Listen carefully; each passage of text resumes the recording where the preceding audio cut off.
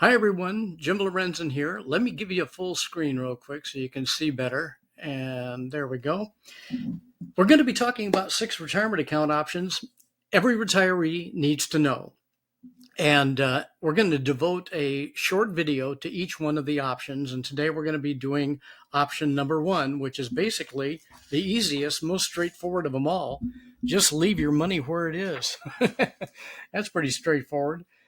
And, in some cases, you can actually combine a number of these options, but today we're going to talk about number 1, leaving your money where it is. So, like I said, it's pretty straightforward. You do nothing.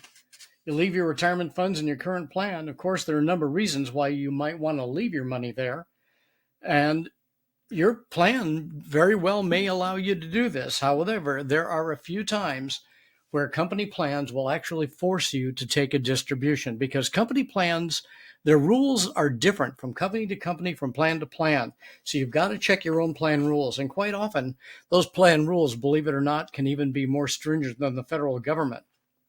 Okay, what's one of the reasons you might want to leave your money there? Well, if you're one of those who's lucky enough to be able to retire at age 55, which is what everybody said they wanted to do when they were in their 20s, if you're lucky enough to be able to do that, you may want to leave your money in your company plan, especially if you need it. If you think you're going to need income from your plan, then you're probably better off leaving it there because the age is 55 if you turn 55 in the year you separate from your plan. So 55 is the age in a company plan where it's 59 and a half in an IRA. So that's worth considering if you're retiring early and you need the money. And by the way, if you're a federal, state, or local public safety worker, you might want to check your plan. I think you can take the money at age 50. So that's worth checking into. Okay. Creditor protection. That's something that may be of interest to some people because certain plans like 401ks offer very strict creditor protection under the Employment and Retirement Income Security Act. It's known as ERISA.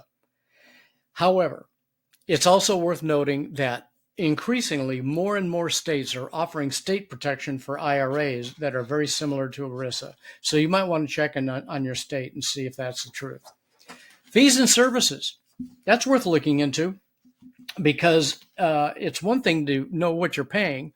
It's another thing to know what you're getting for what you're paying. My dad used to say that some people know the cost of everything and the value of nothing. And there's a certain amount of truth in that. But cost is a function of value. So what are you getting for what you're paying? And by the way, if your plan sponsor or anybody tells you your plan is free, they might be talking about some of the administrative costs that the employer may be paying for you. But no plan is free. They're not. They just aren't. There's record keeping costs. There's administrative costs. There's management. There's reporting. There's all kinds of functions required to run a retirement plan, and the money has to come from somewhere. Guess where?